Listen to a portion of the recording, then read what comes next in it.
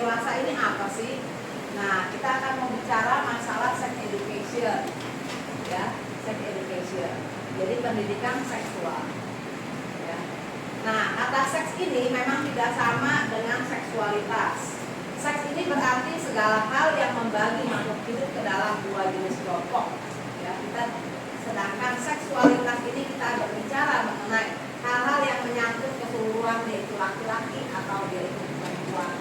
Diare, sariawan, dan tahap selanjutnya yaitu panas dan diare 1 bulan. Biasanya sudah di rumah sakit. Ya, jadi seperti ini kita membedakan jenis kelamin, baik itu dia itu laki-laki, ini laki-laki dewasa, ini laki-laki remaja, dan ini perempuan dewasa, dan juga ini perempuan remaja. Dan ini adalah jenis kelamin untuk laki-laki ya, seperti ini. Ya, ini adalah ya indung telur, ya. Ini tempat produksi sel telur atau ovari, ya. Ini adalah rahim atau uterus. Kemudian ini bagian sini adalah serviks, biasa mungkin sering dengar adalah kanker serviks. Ini adalah rahim, ya. Yang bawah ini adalah vagina. Ya, ini di mana apa? Ya, sperma ini akan menembus pada dinding sel telur. Ya. Tidak semuanya bisa masuk menembus, hanya satu yang saja yang menjadi apa pemenangnya. Ya, ini adalah apa? Hasil daripada aborsi. Ya, yang jelas aborsi ini tidak baik. Ya, itu tidak dianjurkan. Ya, maka dari itu apa? Kita harus menjaga ya diri kita masing-masing, baik laki-laki perempuan. Jangan sampai melakukan hubungan seksual sebelum menikah, ya, atau melakukan hubungan seksual dengan ya orang-orang yang punya profesi sebagai pekerja seksual ataupun berhubungan seksual dengan pacar. Ya, bila mana akhirnya terjadi kehamilan, maka dari itu apa? Inilah yang jadi korban daripada aborsi ini. Ini dilarang oleh negara, tidak boleh. Barang siapa yang melakukan aborsi ini tentu saja akan kena sanksi daripada negara ini. Ini adalah penyakit sifilis, penyakit kelamin, ya. Bila mana orang menyalahgunakan ya bagian tubuhnya untuk melakukan hubungan seks, seperti yang pernah Ibu jelaskan, yaitu dengan misalnya oral seks, anus seks, atau seks dengan pekerja seksual, ataupun dengan bisa juga dengan yang apa, yang homoseks, ya, bisa itu biseks, itu akan mengakibatkan penyakit seksual seperti ini. Ini salah satu penyakit akibat ya ketularan seksual ini yang disebut biasanya AIDS, ya, virusnya HIV. Nah, menjadi tubuhnya seperti ini. Kalau seperti ini biasanya sudah dirawat di rumah sakit, dia mengalami diare selama 1 bulan dan badannya akan panas terus. Ya, ini tidak kita kehendaki ya. Yang jelas kita semua harus ya semuanya berbadan sehat, apalagi kalian punya masa depan yang lebih baik, ya harus berbadan sehat. Ya, jadi kesimpulannya kita tidak melakukan hubungan seks pada masa remaja. Ya, memang kadangkala kalau kita pacaran, ya kita punya keinginan selalu bersama dengan pacar kita. Ya, rasa saling mencintai bukan alasan untuk melakukan hubungan seksual. Jadi jangan sampai begini. Tolong buktikan cintamu dengan apa? Hubungan seksual. Bukan. Kalau kamu menyayangi pacarmu, tentu saja kamu harus menjaga baik-baik pacarmu, tidak malah mengajak hubungan seksual. Nah, tahu sendiri kalau akibat dari hubungan seksual yang tadi sudah dijelaskan yaitu apa? Bisa menyebabkan apa? Kehamilan. Kalau juga kurang bersih bisa menjadi penyakit kelamin. Kalau sudah seperti itu, tentu saja akan merusak harapan dan masa depan kalian. Ya, jadi jangan sekali-sekali melakukan hubungan seksual pada saat pacaran. Nah, manusia punya kemampuan dalam mengendalikan diri. Tidak sekali-kali melakukan sentuhan tubuh. Sentuhan tubuhnya bukan sentuhan begini ya. Sentuhan tubuh begini sudah jadi masalah. Ya, tentu saja sentuhan tubuh ini maksudnya sentuhan tubuh bagian yang sensitif. Ya, paham ya? Bagian yang sensitif ya. Ya, kalau begini aja ya nggak jadi masalah. Ini atau pegang tangan aja nggak jadi masalah. Ya, tapi jangan sampai ke ya yang daerah-daerah yang tidak boleh dipegang.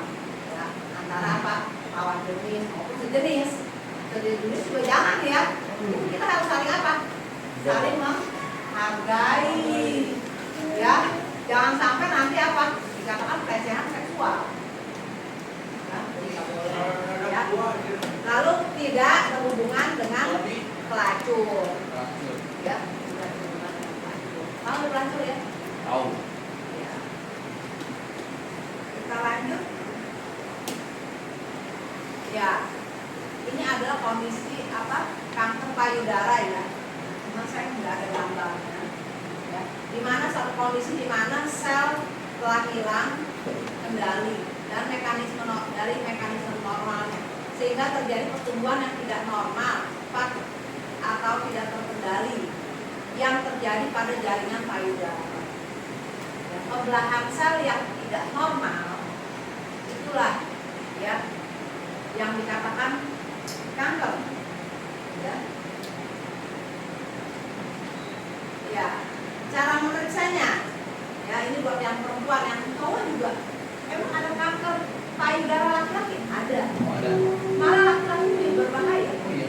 Ya, ya. Caranya mamografi. Ya, ini tentu saja harus diperiksakan di rumah sakit dengan sinar X. Ya. Ada sadari, yaitu periksa payudara sendiri. Caranya gimana? Ya, dengan diraba. Ya, kamu pegang sendiri, jangan di orang. Iya, terus kenapa Bu? Ya, nah, ya. Mau ada apa? Oke, ya. Kalau ada sedikit benjolan yang kamu curigakan, nah itu perlu dicek. Ada Bu. Ya. Lanjut. Ya. Ciri-ciri wanita yang terindikasi kanker. Ada benjolan di payudara, rasa nyeri, keluar cairan, perubahan kulit dan kulitnya perubahan kulit ini, kamu tahu jeruk purut. Nah, akan kulit seperti itu. Kulit jeruk purut. Oh, gitu. Iya, ya itu berarti udah terindikasi. Ya, mana payudara. Jadi kalau buat cewek maupun cowok, kalau ada di sekitar payudara yang berbenjolan dan dicurigakan, hendaknya ya dicek.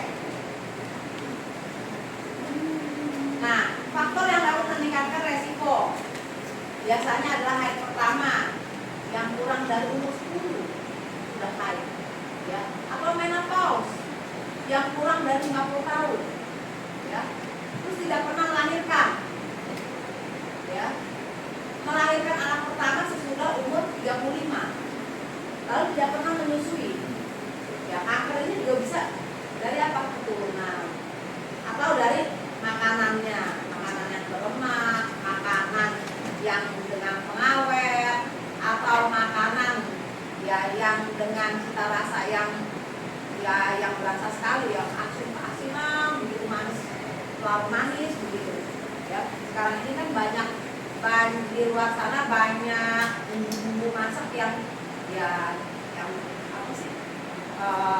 Jamu bakar, bumbu apa, atau ada satu warnanya, itu kurang bagus ya, itu memicu kanker.